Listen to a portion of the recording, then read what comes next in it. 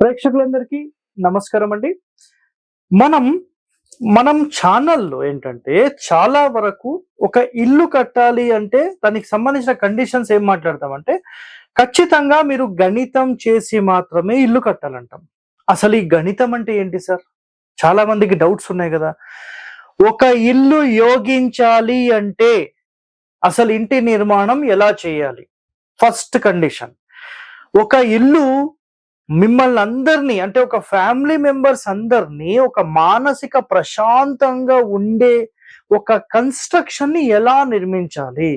So ఇది very very important. ప్రాణం అనేది దేనికైనా ఉంటుంది, ఉండదంటారా? చెప్పండి. ఒక వస్తువుకైనా ప్రాణం ఉంటుంది, ఒక ఇంటికైనా ప్రాణం ఉంటుంది, ఒక మనిషికైనా ప్రాణం ఉంటుంది. ఏ రోజైతే ఆ ప్రాణం ఉండదో ఆ మరుక్షణమే ఆ ఇల్లు వ్యర్థమైపోతుంది. ఒక మనిషి శరీరంలో ప్రాణం లేదు అంటే ఒక 24 hours కూడా ఆ మనిషిని ఇంట్లో ఉండనివ్వరు. తీసుకొని పోతారు, పాతి పెట్టడమా తగలబెట్టడమా చేసేస్తారు. సో అలాంటి ప్రాణం, అలాంటి ఒక సోల్ ఎనర్జీ అసలు ఎలా ఉండాలి? ఏ కొలత ప్రమాణాల ప్రకారం ఉండాలి? ఎలాంటి కొలత ప్రమాణాల ప్రకారం ఒక ఇంటి నిర్మాణం చేస్తే ఆ ఇంటి లోపల ఉండే సోల్ ఎనర్జీ యొక్క శక్తి అలా ఉంటుంది. సో అలాంటి ఒక శక్తిని నిర్మించాలంటే ఎలాంటి కొలత ప్రమాణాలు మనకు కావాలి? హస్త ప్రమాణం, తాళం ప్రమాణం, వితస్తి ప్రమాణం, అంగుళ ప్రమాణం, ఇలా చాలా క్యాలిక్యులేషన్స్ అనేవి ఉంటాయి. సో ఇలాంటి క్యాలిక్యులేషన్స్ అన్ని మనం చేసి 100% ఒక మంచి ఆరోగ్యవంతమైన ఒక ఇంటి నిర్మాణం చేయాలంటే అసలు ఏ విధంగా ఈ క్యాలిక్యులేషన్స్ ఉంటాయి తెలుసా? చాలా మందికి తెలియదు. సో ఈ వీడియోలో మీరు 100% వీటికి సంబంధించిన రహస్యాలు ఏంటి, హరివాస్తు అసలు ఎలా ఫాలో అవుతారు, అసలు ఒరిజినల్ సిస్టమ్ ఆఫ్ ఒక బిల్డింగ్ కన్స్ట్రక్షన్ వే ఏంటి, అసలు వాటికి సంబంధించిన నియమాలు ఏంటి, ఈ వీడియోలో తెలుసుకుందాం. సో ఇల్లు ఎవరి పేరు మీద కట్టాలి? సో సాధ్యమైనంత వరకు మీరు ఎవరిని అడిగినా ఇల్లు ఎవరి పేరు మీద ఏమండి, యజమాని పేరు మీద కట్టేస్తారు. సింపుల్ కదా. రాంగ్ అండి. సో గుర్తుపెట్టుకోండి, హస్బెండ్ పేరు మీదనా వైఫ్ పేరు మీదనా మీకు ఇల్లు కట్టే యోగం బలం ఉంటే వాళ్ళతో మొదలు పెట్టించడం వరకే. బట్ ఎప్పుడైతే మీరు ఒక గృహ నిర్మాణం చేస్తున్నారో, ఇది మొత్తం మీ స్థలం అనుకుందాం. ఒక ఎగ్జాంపుల్, ఇక్కడ కొలతలు అవన్నీ సెకండరీ అండి, అవన్నీ వదిలేసేయండి. ఇది ఒక 40 feet అనుకోండి, ఇది ఒక 60 feet అనుకోండి. ఒక గృహానికి సంబంధించి ఇది తూర్పు ఫేసింగ్ అయితే, పోనీ పడమర ఫేసింగ్ సార్ మీరు ఎప్పుడు ఒకటే చెప్తున్నారు అంటారు మళ్ళీ. సో ఇక్కడ చూడండి, ఈ పీస్ కట్ ఇక్కడ చూడండి, మీరు ఎప్పుడు తూర్పు ఫేసింగే చెప్తారని చెప్తూ ఉంటారు కదా. సో ఇక్కడ చూడండి, దక్షిణం ఫేసింగ్ అయినా ఉత్తరం ఫేసింగ్ అయినా ఏదైనా ఒకటి, బట్ కండిషన్స్ అనేవి డిఫరెంట్ గా ఉంటాయి. క్లియర్? ఇప్పుడు ఒక గృహ నిర్మాణం ఇట్లా చేస్తున్నాం మనం, ఎనీ ఫేసింగ్, అందుకని క్లియర్ గా చెప్తున్నాను, ఎనీ ఫేసింగ్. సో అసలు ఈ గృహానికి సంబంధించి ఈ క్యాలిక్యులేషన్, ఇక్కడ చూడండి క్యాలిక్యులేషన్ అని రాస్తున్నాను, క్యాలిక్యులేషన్. అసలు ఈ క్యాలిక్యులేషన్ ఎందుకు చేయాలి? మొట్టమొదటి ప్రశ్న చాలా మందికి రావచ్చు. సో నేను ఈ వీడియోలో మీకు క్లారిటీగా చెప్పేస్తాను. ఈ క్యాలిక్యులేషన్ అంటే ఏంటంటే, ఒక మ్యారేజ్ చేసే బిఫోర్ అమ్మాయికి సంబంధించిన జాతకము, అబ్బాయికి సంబంధించిన జాతకము మ్యాచ్ చేస్తారు.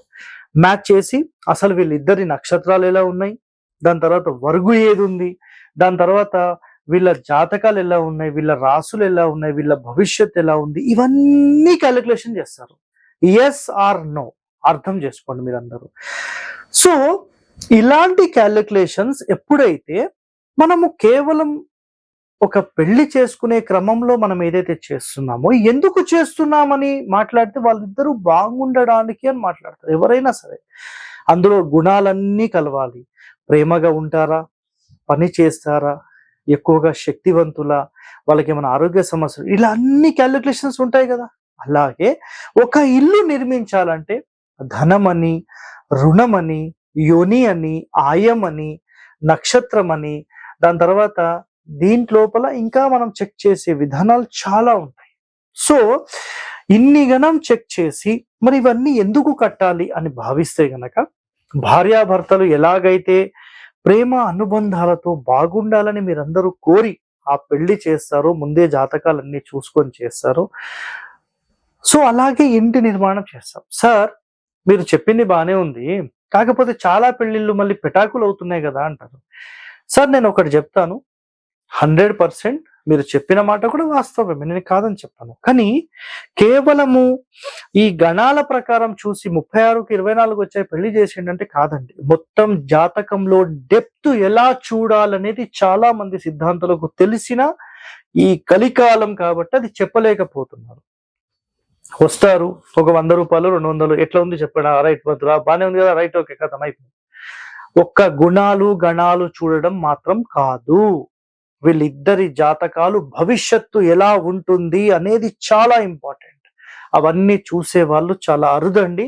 మీ పంతులు గారిని కూర్చొని మీరు దగ్గరుండి ఈ పని చేపియండి, 100% అది మీకు సక్సెస్ అవుతుంది. It's clear cut word. Okay, ఇక్కడ గుర్తుపెట్టుకోండి. ఇప్పుడు మనం ఇంటి నిర్మాణానికి వస్తే ఇక్కడ చూడండి, హస్బెండ్ వైఫ్ వాళ్ళ పిల్లలు పేరెంట్స్ ఇంకా ఫ్యామిలీ మెంబర్స్ ఉంటే వీళ్ళందరికీ సంబంధించిన, హస్బెండ్ కి సంబంధించిన జన్మ నక్షత్రం తీసుకుంటాం, వైఫ్ కి సంబంధించిన జన్మ నక్షత్రం తీసుకుంటాం, పిల్లలకు సంబంధించిన జన్మ నక్షత్రం తీసుకుంటాం, పేరెంట్స్ కి సంబంధించిన జన్మ నక్షత్రం తీసుకుంటాం, అదర్ ఫ్యామిలీ మెంబర్స్ జన్మ నక్షత్రం తీసుకుంటాం. సార్ జన్మ నక్షత్రం లేని వాళ్ళు ఏం చేయాలి? వాళ్ళ పిలిచే పేరు ఉంటుంది కదా, ఆ పేరు ప్రకారం కూడా నక్షత్రం పంపించాలి మాకు. ఎందుకు పంపించాలంటే కొన్ని సందర్భాల్లో ఇందులో ఏదైనా మ్యాచెస్ కాలేదనుకోండి, ఇది 70% జన్మ నక్షత్రాల స్కోర్ అయితే 30% అనేది నామ నక్షత్రాలకు సంబంధించిన స్కోరింగ్ ఇస్తుంది. అయితే వీళ్ళందరి నక్షత్రాలు తీసుకొని అన్ని నక్షత్రాలకు మ్యాచ్ అయిన కొన్ని నక్షత్రాలు వస్తాయి, 1 గాని ఫర్ ఎగ్జాంపుల్ 4 గాని 5 గాని 6 గాని 8 గాని ఇట్లా కొన్ని నక్షత్రాలు ఉంటాయి. ఆ నక్షత్రాలు అందరికీ మ్యాచ్ అయిన ఒక నక్షత్రం ఏది వస్తుందో అదే నక్షత్రం ఈ ఇంటి కొలతకు వచ్చే విధంగా సెట్ చేస్తాం. ఫర్ ఎగ్జాంపుల్ వీళ్ళు ఒక 30 అన్నారు అనుకోండి, ఆటోమేటిక్ గా ఇది ఎంత అవుతుంది? 120 మొత్తం చుట్టుకొలత, 120 ఫీట్ల చుట్టుకొలత.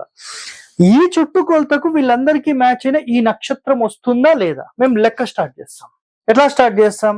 120 అయితే 115 నుంచి 125 వరకు ఒక్కొక్క అంగుళం చెక్ చేసుకుంటూ వెళ్తాం. ఫర్ ఎగ్జాంపుల్ కరెక్ట్ గా వీళ్ళకు ఒక్క 120 కదా, 121.5 వచ్చింది అనుకోండి, దీనిని 4 భాగాలుగా డివైడ్ చేసేస్తాం. అప్పుడు ఎంత వస్తుంది ఇది? ఫర్ ఎగ్జాంపుల్ అంటే కూడా మీకు ఒక 18 ఇంచెస్ అంటే 4.5 ఇంచ్, 4.5 ఇంచ్ అంటే మీకు 30 అడుగుల 4.5 ఇంచులు బరోబ్బర్ వచ్చేసింది వీళ్ళకు. సో 30 అడుగుల 4.5, 30 అడుగుల 4.5, 30 అడుగుల 4.5, 30 అడుగుల 4.5 కరెక్ట్ గా ఈ కొలత ప్రమాణంలో ఆ ఇంటి నిర్మాణం చేస్తాం. ఏ క్షణమైతే వీళ్ళందరి నక్షత్రాలకు మనం ఈ ఇంటికి సంబంధించిన గణితం ఏదైతే కట్టామో ఆ గణితం అనే యొక్క ఫ్రీక్వెన్సీ, అంటే ప్రతి ఒక్క నిర్మాణానికి గాని ఒక వస్తువుకి గాని మనం ఇందాకనే చెప్పుకున్నాం, ఒక సోల్ ఎనర్జీ, ఒక ప్రాణం అంటూ ఉంటుంది. సో అలాంటి ఒక ప్రాణంకి సంబంధించిన కొలత ప్రమాణం అన్నమాట ఇది.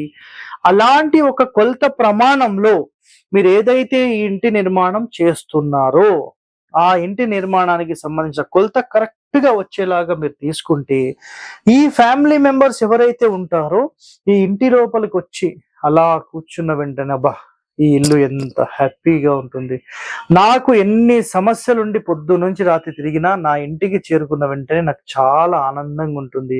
ఫ్యామిలీ మెంబర్స్ ఎప్పటికీ నవ్వుతూ మాట్లాడుతూ అందరూ ప్రేమ అనుబంధాలతో ఉంటూ ఉమ్మడి కుటుంబాలు ఉంటూ, సో ఇలాంటి ఒక ఫ్యామిలీలో మీరు ఇలా అందరూ కలిసిమెలిసి ఒక ఇంటి లోపల ఉన్నారు అంటే ఈ కలికాలంలో అది ఒక అదృష్టంగా మనం భావించవచ్చు. కానీ ఈ కలికాలంలో అది లేదండి. అట్లీస్ట్ మనం మన ఫ్యామిలీ కోసం కానీ మన పిల్లల కోసం కానీ అందరూ కలిసిమెలిసి ఉండాలనే ఒక తపన నిజంగా మీలో ఉంటే, మేమందరం బాగుండాలి, మా ఇల్లు ఒక ఆరోగ్యవంతమైన ఒక సోల్ ఎనర్జీని మాకు కలిగి ఉండాలి అని మీరు భావిస్తే, నిజంగా మీరు ఒక మంచి ఇంటి ప్లానింగ్ డిజైనింగ్ చేసుకోవాలని భావిస్తే 100% ఇక్కడ నేను చెప్పిన పాయింట్స్ అన్ని మేము క్యాలిక్యులేషన్ చేస్తాము. ఇలాంటి క్యాలిక్యులేషన్ మొత్తం చేసి మీ ఇంటికి సంబంధించిన ఈ క్యాలిక్యులేషన్ అండ్ ప్లానింగ్ మొత్తం డిజైన్ చేసి అనేది జనరల్ గా ఇస్తూ ఉంటాం. సో నిజంగా ఎవరైతే వీటికి సంబంధించిన డీటెయిలింగ్ కావాలి మనల్ని సంప్రదించవచ్చు. లేదు సార్ మాకు మేము చేసుకోగలమా అని మాట్లాడితే వీటికి సంబంధించిన టోటల్ ట్రైనింగ్ మీరు తీసుకోవాల్సి వస్తుంది. లేదు మేము సింపుల్ గా చేసుకుంటాం సార్ అంటే గనక మీరు ఏం చేయండి అంటే హరివాస్తు ఆయం అని ఒక వీడియో ఉంది. ఆ వీడియో మొత్తం చూడండి. అసలు ఇంటికి సంబంధించిన గణితం ఎలా చేయాలని దాంట్లో మొత్తం ఎక్స్ప్లెయిన్ చేశాం. మీకు మీరు 100% తెలుసుకోవచ్చు. ఓకే, సో ఇలాంటి మరిన్ని రహస్యాలు మీరు తెలుసుకోవాలి, ఒక ఇంటిని మంచి శక్తివంతంగా మార్చాలని భావిస్తే 100% మన ఛానల్ని సబ్స్క్రైబ్ చేసుకోండి. ఇలాంటి వీడియోస్ 10 మందితో షేర్ చేయండి. మీరందరూ బాగుండాలని కోరుతూ సెలవు తీసుకుంటున్నాను. ధన్యవాదాలండి.